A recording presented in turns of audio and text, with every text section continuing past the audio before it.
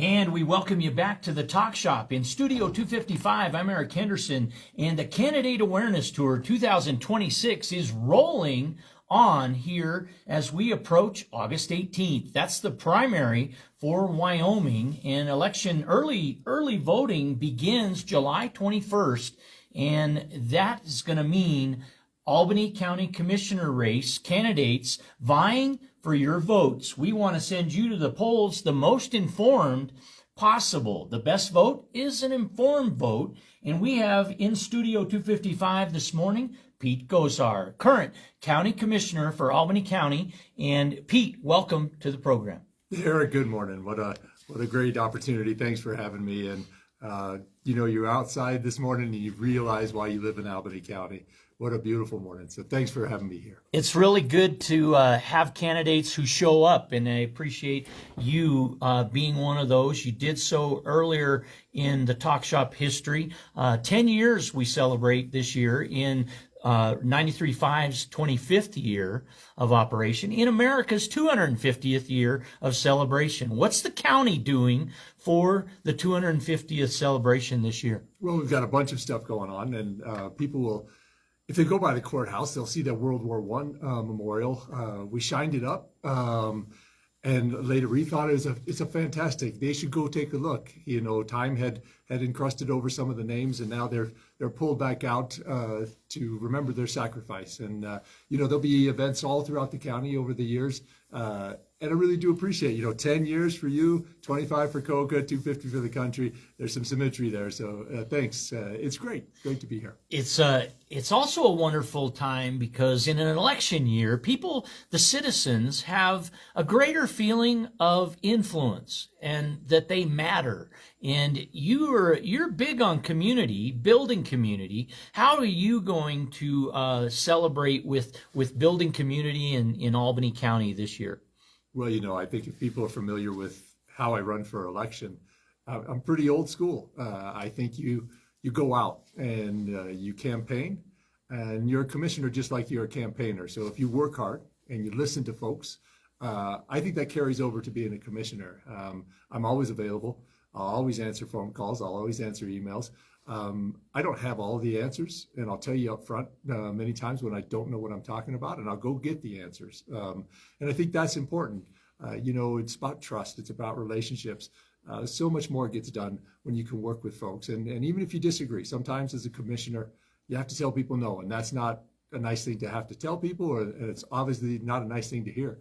But if you have that trust, if you have that relationship, if people think you're giving it to them straight, they're more able to deal with it with a no answer. For those that might not know you, yeah, who is Pete Gosar?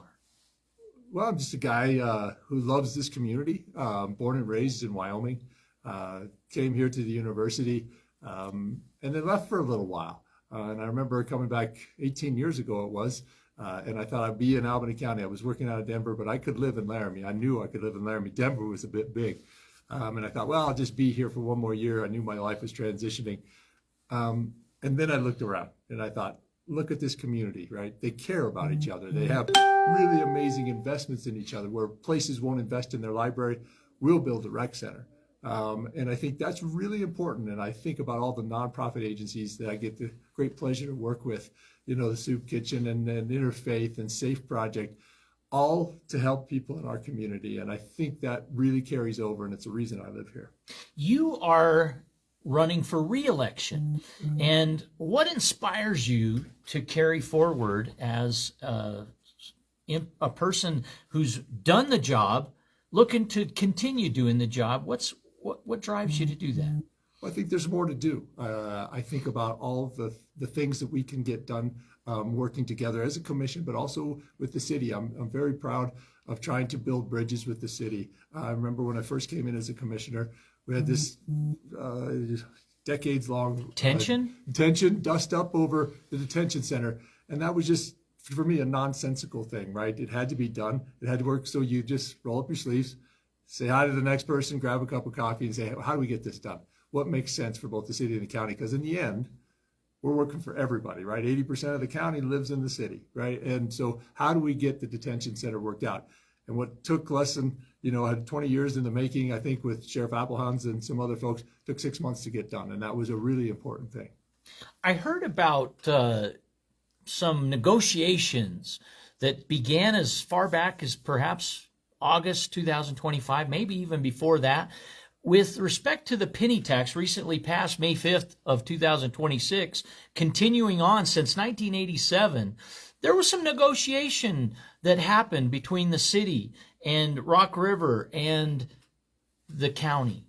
What are you most proud of with respect to that collaboration and negotiation, if you will? Well, what I'm really most proud of, Eric, is that the people of Albany County felt it important to invest in themselves. And so that overwhelming support was great. But I think negotiation with people and working with people, the county really needed a new infrastructure. We have 6 or 7 buildings throughout the city here. That's a difficult way to produce services. We'd like a one place where people can go. And I think that hopefully the electorate thought that was important. Now, there was some back and forth with the city and back and forth with Rock River, but we hammered it out, and I think for the first time the county got a larger share of this spet tax than other times in the past. And I think it was really important to make your case, to have relationships, and to say, this time we need to build a building that will serve the people of Albany County in one spot. So the public health is not separate from the police station, which is not separate from planning, which is not separate, from the clerk's office. One spot where people can go and get their business done. One interesting aspect to the May 5th presentation of the ballot was the distinctive separation of Laramie Regional Airport as its own entity, not one of the Rock River government interests, the town of Rock River or the city of Laramie or the Albany County. Obviously, it's in Albany County. What was the discussion that led to that interesting aspect? I think it's hard to understand how some of the things have different ways that can create it. So the airport board is a joint powers board, jointly between the city and the county. And so separating that out, it is distinct for both the county and the city and Rock River. And so when you ask, joint powers board, you bet. And when you're asking people specific purposes for their taxes, you separate it out. You be clear. This is for the airport, and this is what they want to do with it. That's what I really like about the specific purpose tax. It goes directly. You designate places for it to go, and so people know where their tax dollars are going. It's not going to some amorphous fund that somebody will use somewhere else. It says, hey, we're going to put this money towards the airport or this money towards Rock River in this way. And when did you first run for Albany County Commissioner and begin serving the community in this capacity? Yeah, so about 10 years ago, I ran in 2017 and was elected in the fall of 2017, started in January of 2018. I thought that, community is a real place that you can get some things done. It's hard to get the state moving. It's hard to get the federal government moving. We're all watching that. But can you go and do community? Can you make a difference? And hopefully some things have happened that were part of the work that I did. And when it comes to important issues, when you first started, you came into concerns about aquifer protection. Where does that stand today, and where would you like to take it in another term? Well, I'm really proud of the work that's been done with the aquifer. Without water, you really don't have anything. We have this amazing resource, this aquifer, but it is fragile and can be fouled. And so how do we do planning? How do we do zoning to protect that aquifer? We've done the best we can. I think there's more to do with regard to some of that work. I think as I think about mobile home parks in our community, I'm really disappointed, that large out-of-state venture capitalists have come in and bought mobile home parks and just raising the rates on people and have installed utility meters that may or may not accurately reflect what the utilities being used. And as a commissioner, I've asked, what can I do? And the answer comes again back. This is a private contract between the mobile home park and the mobile home user. Now that's an unbalanced power structure, right? Not many people in a mobile home park can hire an attorney to ferret out their cases. And so I've been constantly pushing, how do we make this better? And that there's a few things we can do. They're going to be outside the box, maybe. And if venture capital is going to do that to people in our community, then maybe the community needs to push back on that. When it comes to affordable housing, what measures do you advocate for Albany County to initiate or continue that will promote that being realized in Wyoming? Well, I think you have to have a plan, and I think you have to be consistent about what that plan should look like. I think if you try to build where there already is infrastructure, that makes sense. You don't have to run pipes, you don't have to run sewer, you don't have to run water to distant places. And then how do you join together as a community and say, you know what, can we offset the cost? Can we put people in houses that maybe the city owns or the county owns the ground underneath, but they own the property, and there's a 3%, the next time they go to sell it, they can only realize a 3% gain on their condo. Something like those have been done within places that have a bigger problem than us, Jackson, for instance. And I think some of that really matters. It does matter for us to find a solution to housing, right? We have to keep our young folks here. And the best way to do it is find them a place to live, right? And it shouldn't be a shack somewhere in the middle of nowhere. Make it affordable. Make the idea that this is going to be something that people start here and maybe they move on to a different house when their jobs and their lives allow it to. But then the next generation will be able to use this condominium or this affordable housing to start their lives on the right path. What source do we use in Albany County governance that tells us that there's a housing shortage, there's a housing affordability problem? I hear comparisons nationwide to our local community, but what resource does the county commissioner group use to reference as you attack these important issues? Yeah, so I think about median income of people working, and then how that relates to either rent or mortgage payments. And right now, it's difficult for people in the median world or the range of jobs and incomes to afford a house in Albany County. So we have two ends that we have to work on. How do we raise people's income? And then how do we lower housing? And how do we make those two places come closer together?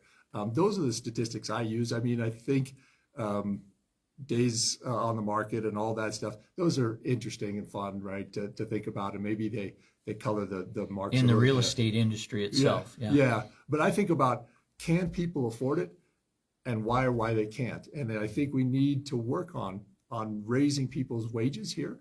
And how do we lower the cost of housing? Both of those will help you out in the end.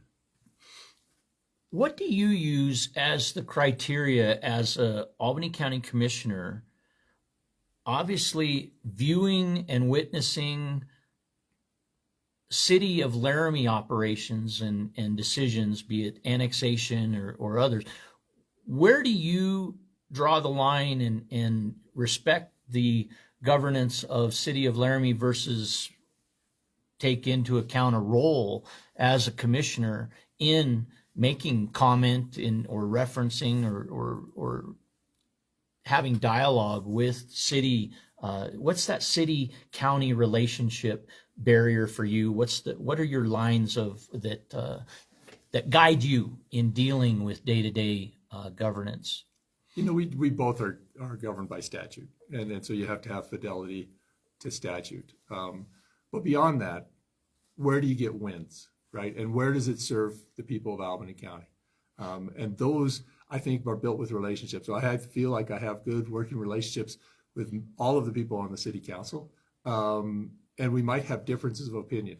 That's fine, right? But can you sit down and say, hey, you know, the county's interests lie here.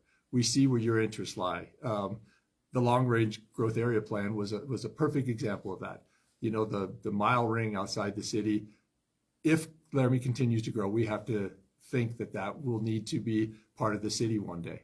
How do you plan now so that streets match up, so that sewer pipes match up, so that you have a place where residents will live and it's not next to industrial parks, and at places that do heavy chemicals and that stuff aren't next to schools.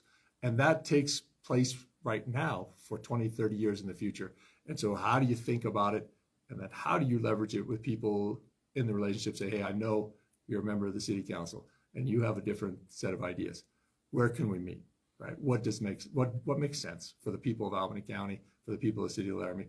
I think if you always maintain your focus on the people and what makes sense for them, I think you by and large will get there. Are special districts allowed by Wyoming statutes a important asset to building revenue sources for Albany County? They are, but they're tricky, right? And so there's very little that we can do with regard to the governance, and maybe that's fine, but sometimes special districts won't have the boards in place that they should. And we are unable to populate those boards. And so sometimes you watch a road district or a sewer district, quite honestly, be failing. And there's not much you can do as a commissioner other than say, hey, could you get some people in there? Can we get this right? Because it's important for us, and the state makes us certify that their work is done correctly. And so there's a tension between what we can do and maybe sometimes what we should do. In the last few years, I remember much discussion over many decades on Boswell Drive, the road, Boswell Road closure, as it was known from the Jelm Road to near Waikolo Lodge, and that was not an easy topic. Much public input, much Forest Service input. There's a quasi multi entity interest in that particular issue. How did you navigate that in your term as commissioner personally? Well, I think it's nice to go out and see the world on the ground. And so I traveled out there and I talked to the person first on that road with the ability to put a gate up. Gentleman was a kind and generous person that talked about the change in camping over his career. Certainly he bought a house that had a road running next to it. And then you do the research and you realize the county has no easements on this road, right? And although previous commissioners had made it a county road, they hadn't followed the statute and the letter to make that such. And so we started to work with the Forest Service and private landowners to say, how do we keep this open, right? We don't have any easements. We have no right to keep this road open as a county. It's my opinion that you only condemn places, you only eminent domain in places where you need safety and security as a concern. That didn't fit for me. And so can we work with the Forest Service? We tried really hard. There were some solutions along the way. The Forest Service did have some easements, and we were ready to go. At one point, I recall, you spoke explicitly. You had equipment staged and ready to proceed in care of that road and the development of what was needed at the time, but you weren't able to proceed. Tell us more about that. You just can't dig on the Forest Service land. They have to give you the go-ahead. And we had our road and bridge ready to go. It was staked out, and I'm not sure what happened to the Forest Service. But at some point, the road and bridge guy called me and said, Pete, the snow's going to fly here pretty soon. It was getting to be September and October. He's like, we're going to get our stuff out of here before it's too late. And that was a frustration, right? I thought there were solutions. I thought that there were reasonable ways to do what was required. And reasonable does not mean taking somebody's land. I don't believe that. And so I'm disappointed by what happened. But I think we had to be honest. And so for the first time, I think our commission was really honest and said, somebody said that this was a county road, but they had no right to do that. We have no property. We have no easements. If the Forest Service wants to do it, then they can do it. They have the land. I'm not sure we should just step the way out of this one and get it into us being out of it so that maybe it solves itself. Recent commission meetings have held topics of permit extensions for that which many refer to as rail tie. Is there anything you'd like to share with Albany County voters with respect to that topic as it goes forward? How important is wind energy and that type of permit being extended in the county?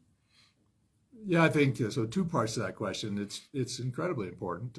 With what had been done at the legislature with property taxes, the county would have had a $1.9 million deficit this last year. That's a big deal for a budget that has $19 million. That's 10%. So wind, the Boswell and Rock Creek had bought some turbines and some blades and some stuff that had sales tax had really covered that, almost all of that hole. 600,000 was the deficit we experienced. So it is a big, important part to us doing the work of the county. So rail tie, I'll pivot to that. That was the most vetted, most public commented project in my tenure at the commission. We took one whole night and went up to the district court, which was filled, by the way, which is great, right? People have the right and we have the obligation to listen. And we took comments for 5 hours. I've got notebooks filled of the public comment. And so we did, some of those comments changed the permitting of rail tie, the lights, right, the sound, putting in bird detection systems. These were all really important pieces that changed the permitting. And so I feel fairly comfortable that that was vetted as best as we could. And so now the permitting came 5 years later. And we had to find either that it was viable or that it had been substantially begun. I'm not sure I felt as comfortable as substantially completed as viable. The company was there, they're ready to go. They've been vindicated in court, all the 3 or 4 cases that have been put in front of them. And so you have to give people the opportunity. In 5 years, if they're not someplace else, if they're not further along the project, that the project's not complete, then it goes back and we restart the clock again and we go right all over and start the permitting process from the very beginning. So I think this is an important piece. Albany County is not, we don't have resources that come out of the ground. That's a really important piece. Property taxes for us, it's 30 to 35% of our budget. In Campbell County, Gillette, it's 3%. So this property tax discussion means nothing to them. For us, it means everything. And when 85% of your budget is spent on people, you make big cuts to that budget, you reduce people, and that's just the way it goes. And so wind, solar, any way we can make a few bucks to bring in the sales tax, bring in the jobs, we have to really consider. We have to balance the character of our community and what the world we would love to build in Albany County versus what's being asked for us. Now, in the May 5th special election ballot, a new grandstand for Albany County Fairgrounds was approved. Mm-hmm. What's that feel like to have a new endeavor on the horizon for you as a county commissioner looking to be reelected? Well, I think it's a great opportunity to invest in yourself. Jubilee Days is a big event here. And can we make it a bigger event? They're doing great work out at the fairgrounds to try to bring in other income so that they're more sustainable. Parking and pet storage and all of that stuff has been really helpful. And they have a real nice vision for the fairgrounds. That was the initial piece, that grandstand's old. Some places, it's a little creaky. So do we build it and build it right? And then maybe we can host a few more events. Maybe not just the Jubilee Day Rodeo. Maybe you can have a concert out there. Maybe you can do some other stuff that brings income into the community. So I really think it's a great opportunity. Is Albany County government right size, or do we need to adjust more or less from where we stand today? Well, I think we're the biggest county population-wise with the smallest commission. And that brings some set of challenges. If a person, I take conflict of interest incredibly important. And so if I feel like I have a place that I shouldn't be speaking on the topic, I won't speak on the topic, and oftentimes I'll leave the room. If that happens too many times, you might have one person. If you only have 3 commissioners making a decision, I don't think that's how it's supposed to be. So maybe we could think about a few more commissioners. But I think what's not really known, Eric, is our road and bridge is still smaller than it was in 2017. Now we don't have less roads. We don't have less travel on roads. And so I think people really need to understand that we tried, and some of the economics has kept our budgets tight. But sometimes you're jumping over a quarter to pick up a nickel. And services really do matter. I'm concerned about the People's Initiative. That $500,000 or $600,000. The 50% property tax consideration that'll be on the general ballot. You bet. Those will make we'll have to have real conversations. I think we've done property tax relief here just super well, and I don't take any credit. I give the credit to the assessor, the clerk, and the treasurer's office to say who are those people who need it, who are those people who are really struggling, and going out and being proactive and saying, hey, this is available. I think if other counties would have done what we did with regard to property tax for people on fixed incomes, I don't think we'd had this on the ballot. And I made that case at the Wyoming County Commission Association, and I guess it didn't carry the day. Where was that meeting held, that one you just spoke of, the association? Well, we go every year in February at the legislature. And I really do think that if counties would have done what Albany County did and Lincoln County did, some of the poor counties, interestingly enough, were the most generous in their property tax rebates. We would having a different conversation. And so, unfortunately, it's those poor counties that probably would be the most impacted by the property tax. 3 elected officials in 2 consecutive years that I'm aware of, maybe longer, Albany County Clerk, Albany County Assessor, and Albany County Treasurer, all 3, and yourself. This last year I saw you in Rock River, available to the people, presenting considerations through information primarily, and giving exclusive opportunity, one-on-one, face-to-face opportunity to, within that meeting, the constraints of the meeting, you guys were available to talk about the impacts of various scenarios. And 2 years ago, there were at least 8 different property tax initiatives that were being considered in collaboratively. Clerk, assessor, and treasurer united in being available to answer questions. You attend some of those meetings. What's that mean to building community from your standpoint? I think it's all about education, right? I don't care what part of the political spectrum you're on. I have this idea that 90% of the people want to do the right thing, right? They're really good citizens, and they want to have a strong government. They want strong communities. And so sometimes the education piece is the most difficult piece. Where do your property taxes go? I don't think people make the ties that goes to the sheriff's department, that goes to the clerk's office, that goes to the road and bridge. So help to make that connection for folks. And then just be available, right? We're not some figurehead somewhere else. We're here in your community. We're just like you, except that we thought we could maybe stand for an election. I think that's important. I think the most important part of campaign season for me is going door to door. There's nothing else. I mean, parade's are great, and that's fine. But going door to door, I'll start with, hey, I'm Pete Gosar. I'm running for county commissioner. How could we improve in the county? And then I'll write it down. And you catch some really great ideas, some amazing ideas that you say, hey, you mind if I bring that to the next event? Do you mind if I bring that? Because all of us have a better solution set than just one of us. And I think if you do that, if you're available, if you'll take the calls, if you'll reply to the emails, I think people have respect. Even if they don't vote for you, even if they don't support one of this stuff, they go, well, that person's trying. And I think in the end, that's what you got to be as a commissioner or as a treasurer, as an assessor, a person who tries, a person who's approachable, and then a person who can say many times, I don't know, but I'll find out the answer. I think people understand that and expect that.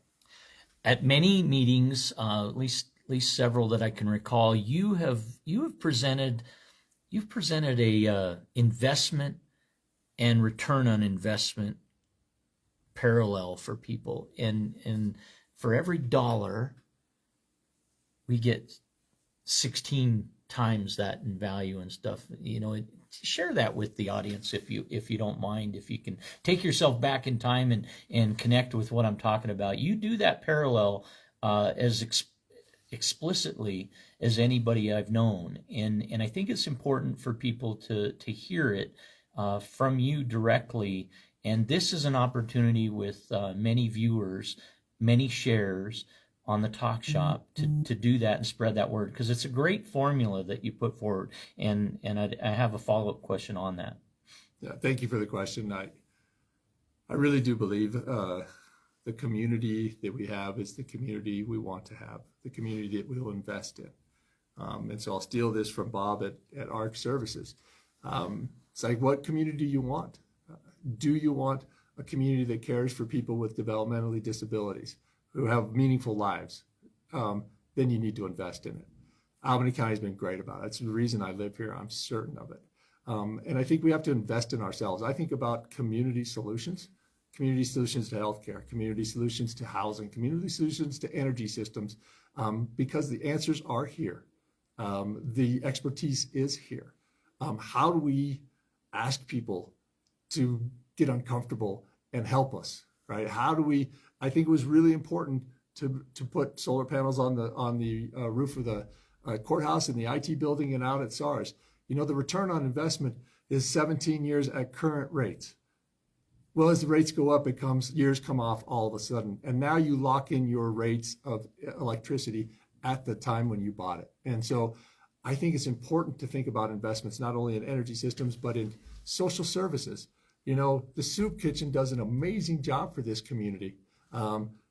Interfaith does a SAFE project, developmental preschool. All these do this amazing work for people that they don't know about because it's always the last piece of their budget, right? They don't have marketing. They don't have people, talking about them, but they do this amazing work for us. So how do we as a community invest in ourselves? That's why I'm so proud of this community. Every spet tax is passed. That's not true in other places in Wyoming. I grew up in Western Wyoming. They don't pass that stuff. They don't invest in themselves, and I think it's a missed opportunity. I want to interject a question from the audience. Sure. I'm curious of where the money from state ground being a quarry product, where does the 60 cent per ton load go, if you don't mind addressing that question from a listener? I guess I don't know exactly what that question is, but I would expect if it's state land, most of it will go to the state, and we'll get a fraction of that. But if that person will leave their name and number, and I will go answer that question for them. Very good. That question and then this one. Where does the fifth penny tax go that will be considered in the November 3rd general election? Where does that go, Pete?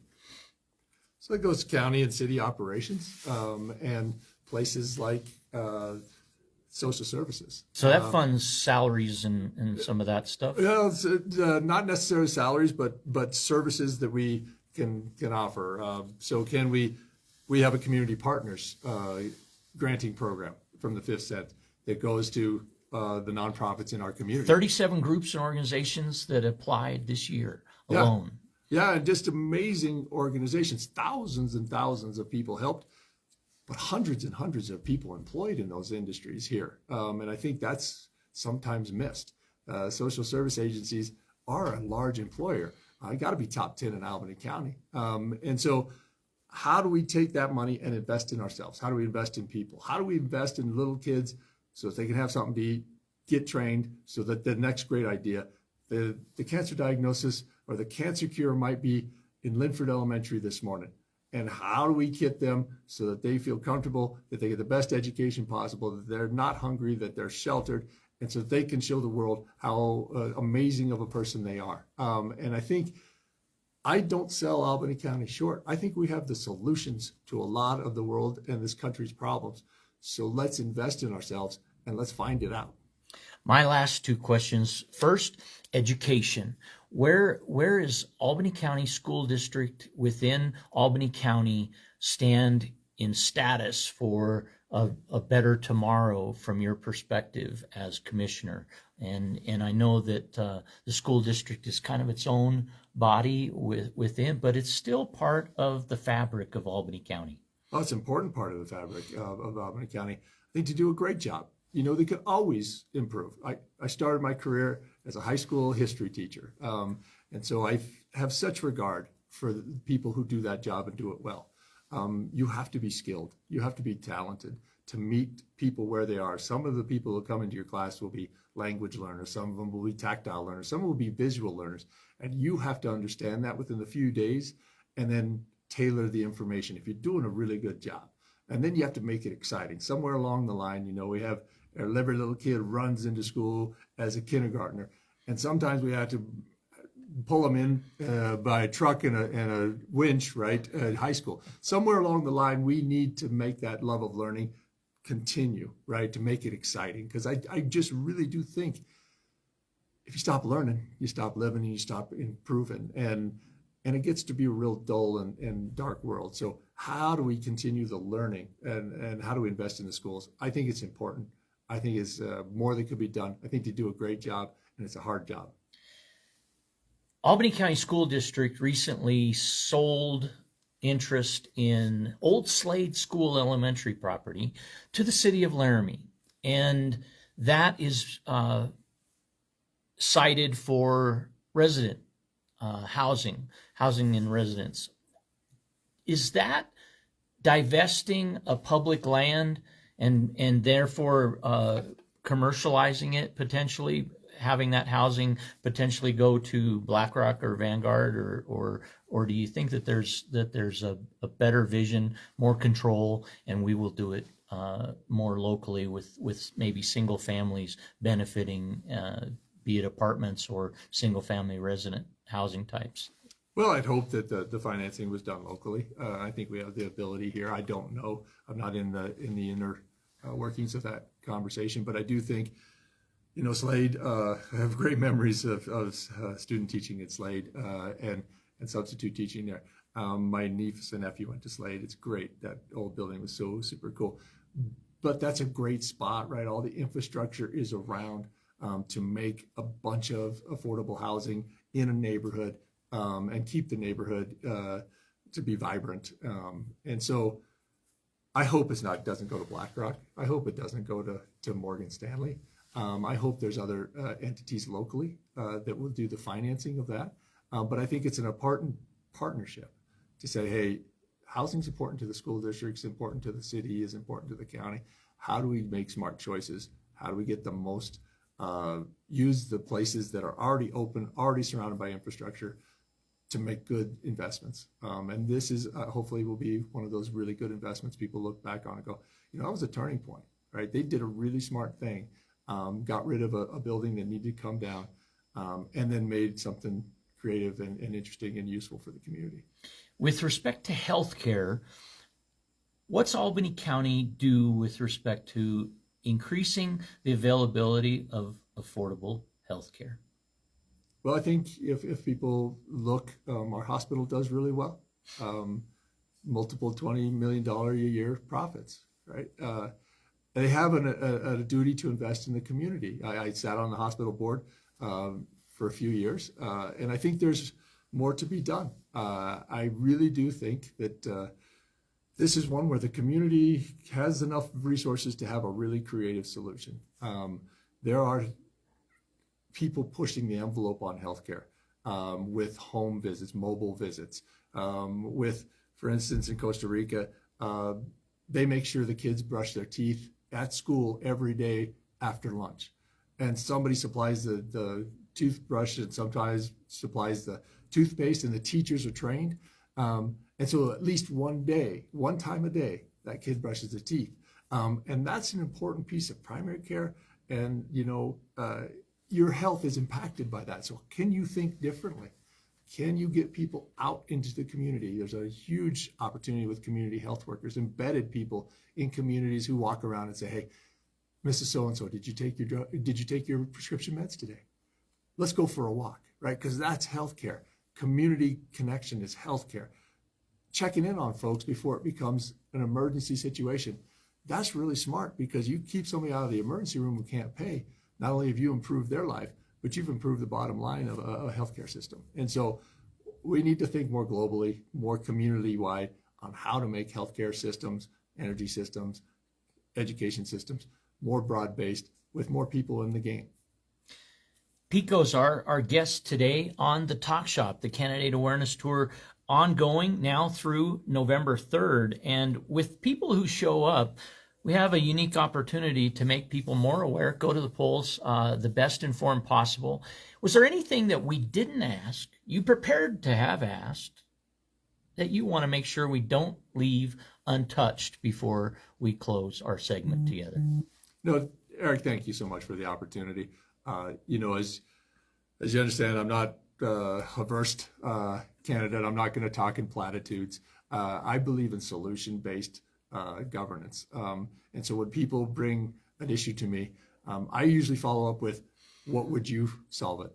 How would you solve it? Because I think that's important. And then I'll go and take their solution if they have one, and I'll talk to the road and bridge, or I'll talk to the clerk's office and say, hey, they thought about this. What are we not seeing? And so I think that's really important, to be a solution-based. And then I think it's, you deliver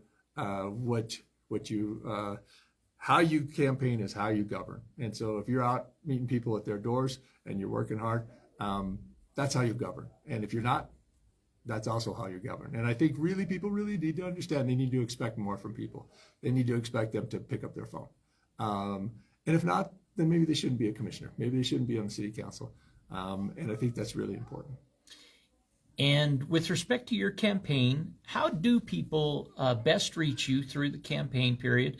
Early voting begins July 21st, and the primary in Wyoming, August 18th. So you have a nice wide window in order to early vote or vote on election day.